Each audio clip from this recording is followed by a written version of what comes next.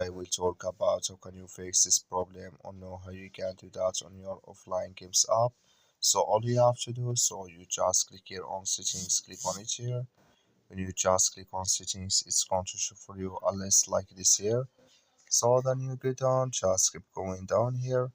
Then you click here on apps, come to apps list here. And here you're looking for offline games app or just click on search. Add here, sorry, add here offline games app is going to show for you like this. Click on it.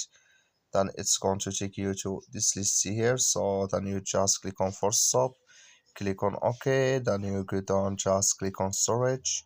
Come to storage list here. Then all you have to do now, just click on clear cache. Then all you have to do, so you just turn off your Wi-Fi and turn on it again. Then it's going to work with you. That's all you have to do. Thank you for watching. Don't forget to support us by liking, subscribe.